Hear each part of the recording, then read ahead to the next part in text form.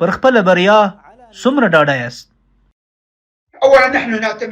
موږ تر هر څه وړاندې په الله جل جلاله باور لرو او موږ د الله جل جلاله په نصرت باندې ټینګ اعتماد لرو او موږ د یو سپېڅلي هدف لپاره جهاد کوو. په دویم قدم کې موږ پر خپل ولس ډاډه یو. دوی مقاومت ته په ټینګ عزم غېږه ورکړې او د دې جګړې د بریالیتوب لپاره هر ډول قربانیو، کړاوونو او د تکلیفونو زغملو ته تیار دي. او په دریم قدم کې موږ پر خپل ځواک ډاډه یو. موږ د عز الدین قسام په لوا کې هغه ټول شیان برابر کړي چې د جګړې لپاره اړین دي. د خدای جل جلاله د حکم سره سم واعدوا لهم ما استطعتم من قوة، نو موږ ټول خپل توان او برنامې د دې جګړې لپاره په کار اچولې دي.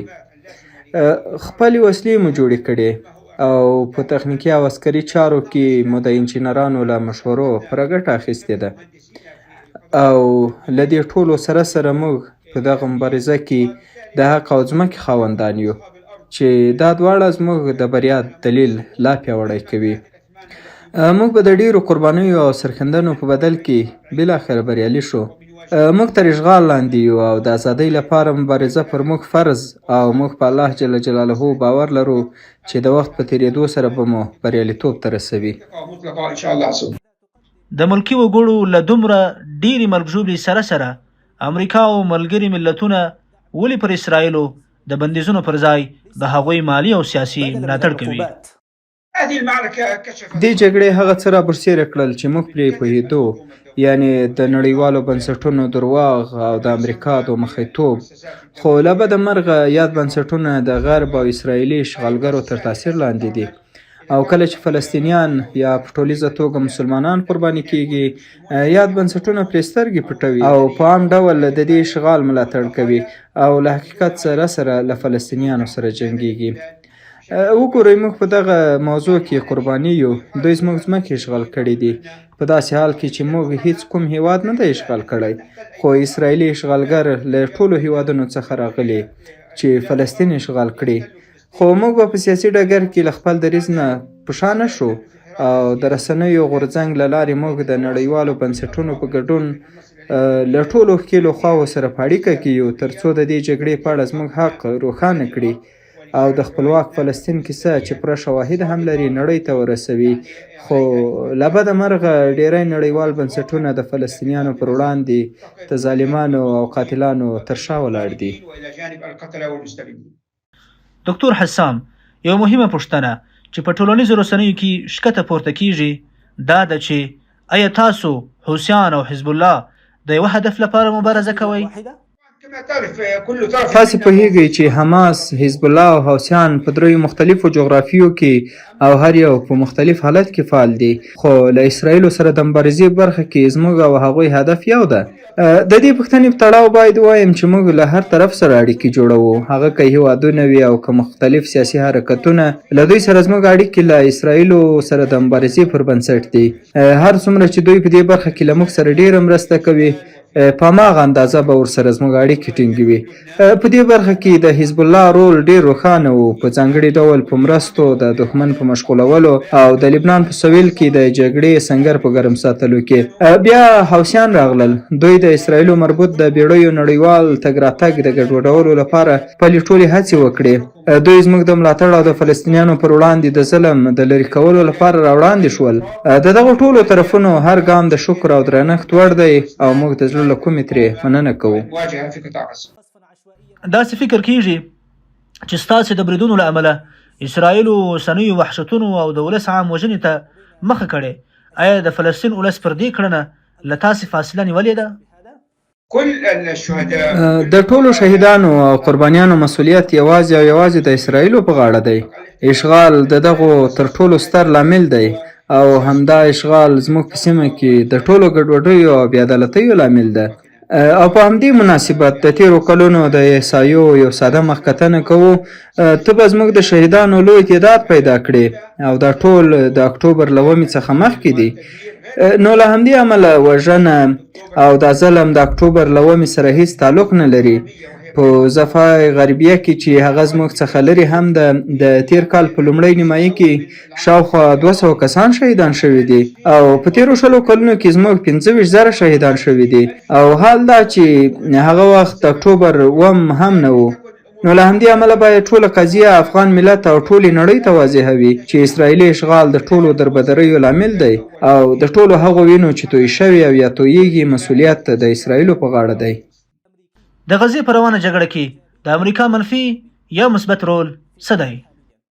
الولايات المتحده بلا شک امریکا د غزې په روانه جګړه کې هیڅ مثبت رول نه لري او تاسو ته ښه معلومه ده په افغانستان کې د تجربې له مخې چې امریکا بیخي مثبت رول نه لري خو د هغو هیوادونو په اړه یې رول مثبت دی چې د امریکا په ګټه وو. د امریکا منفي رول د همدې جګړې په اوله ورځ معلوم شو چې د اسرائیلو څخه یې هر اړخیز ملاتړ او د الوتکو او جنګي بیړیو په لیږدولو یې پیل وکړ او د مظلومو فلسطینیانو د وژلو لپاره یې هر ورځ وسلې او مهمات ورکول او دا کار یې یوه ورځ هم ونه ځنډاوه.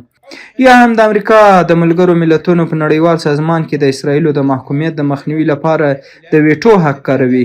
په دې برخه کې له ویټو څخه د خپل ځان په ګټه استفاده کوي. نو ویلی شو چې امریکا له اسرائیلو سره میلیاردونه ډالر استخباراتي او نظامی مرسته کوي خو د فلسطین په اړه منفي رول لري. نو ویلی شو دا د اسرائیل او امریکا شریکه جګړه ده. في هذه الحرب ضدنا كفلسطين. تاسو د دوو دولتونو حل لاره two state solution څنګه ارزوئ؟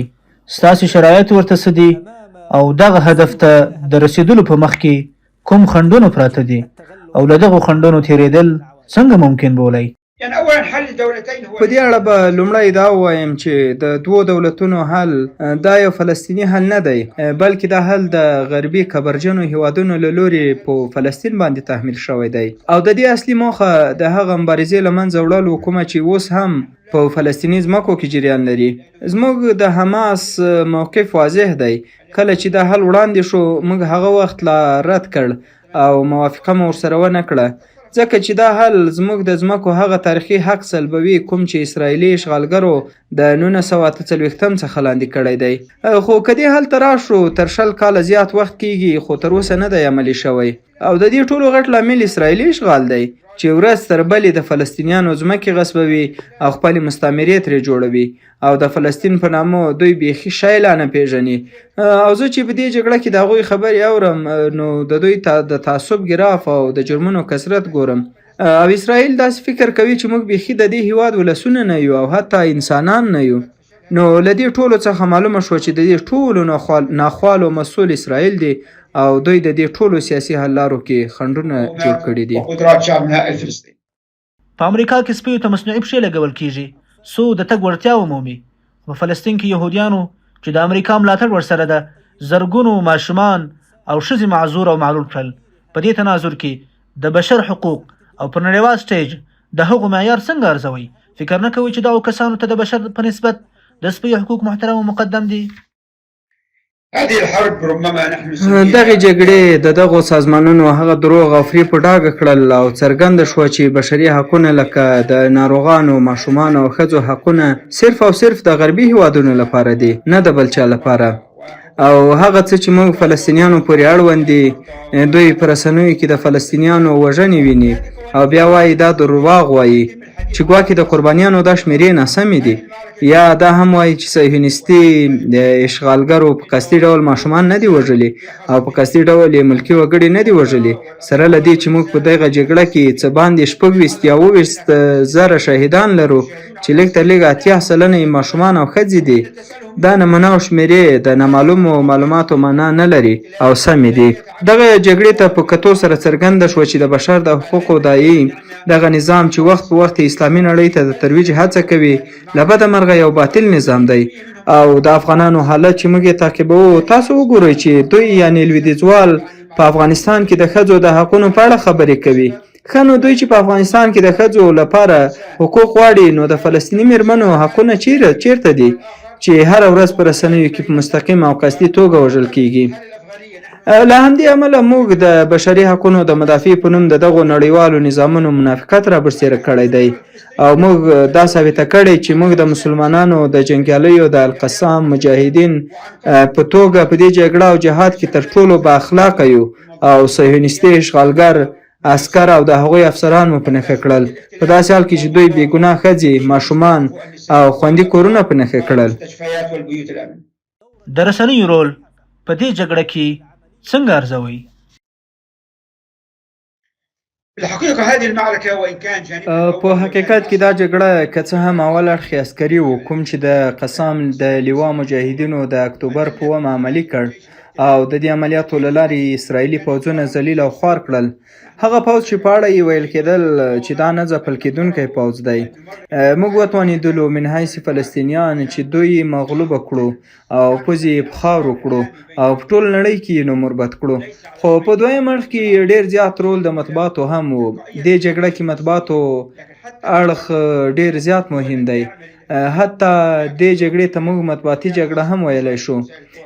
نه یوازې په مسلمانو هیوادونو بلکې په هغو هیوادونو کې چې د غرب تر سیوري لاندې دي هلته هم فلسطیني روایت ورځ تر بلې روښانه کیږي او پر اشغالګرو او د دوی پر ظلمونو باندې نیوکې زیاتیږي.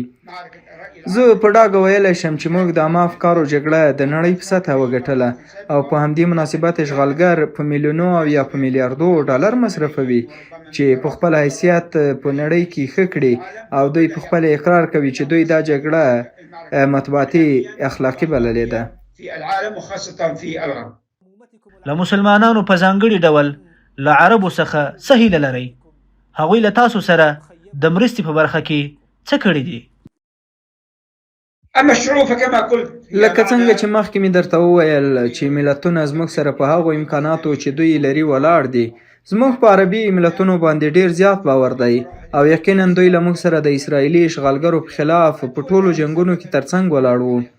خو د هیوادونو په اړه دومره درته ویلی شم چې د هر هیواد خپل فکر او پالیسي ده. نو له همدې امله موږ له ډیرو هیوادونو سره په اړیکه کې یو.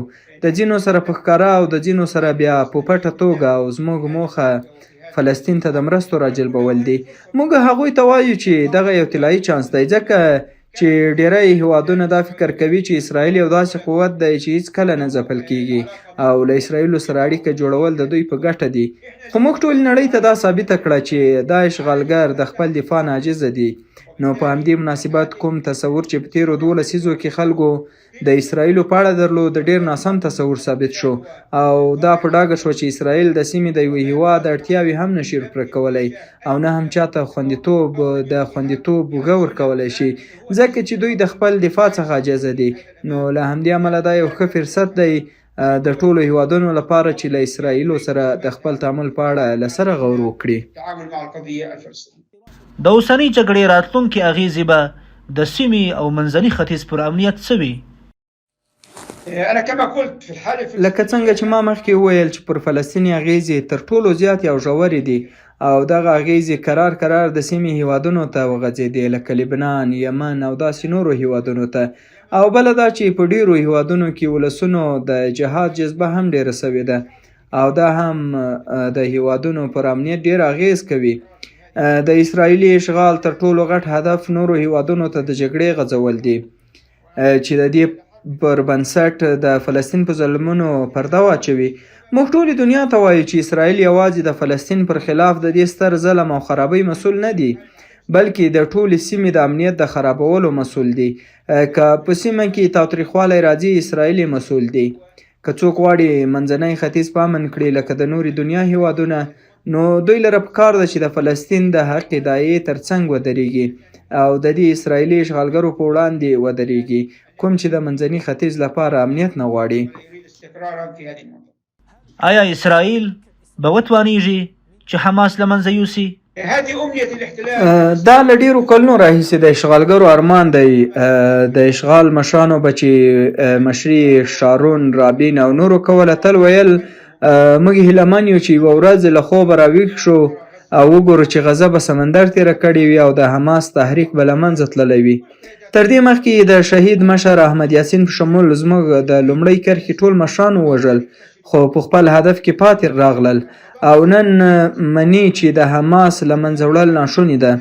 حتی امریکایان هم په رسنیو کې همدا خبره کوي. دریم لامل هغه ځواک دی چې موږ یې لرو او موږ د دې ملت زامن یو. په دې سیمه کې نوي نه یو. موږ د اصولو، نظریې او د دې هیواد د خلاصون او د دې خاورې لپاره مبارزه کوو او په دې توګه د حماس غورځنګ له منځه وړل ناممکن دي او امکانات یې صفر دي. اشغالګر په دې خبر دي خو وخت په وخت تهدید کوي ترڅو خپل ولس راضي کړي. وليس لقناعته بإمكانية تطبيقها. له اسرائیلو سره پر کومو شرطونو د خبرو منځته کښېنئ؟ يعني أولا نحن لا نجلس لومړی به دا ووایم چې موږ له اسرائیلو سره خبرو ته نه کینو.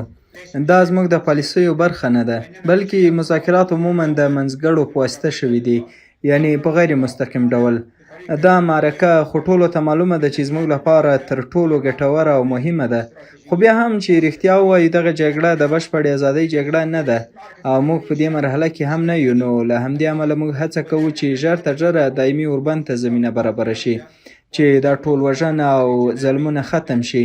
او بل دا چې اسرائیلي پوځونه په بشپړه توګه د غزې له تړانګې ووځي، د بشري مرستو لپاره ټول دروازې پرانیستل شي او په پای کې د بندیانو مکمله تبادله وشي.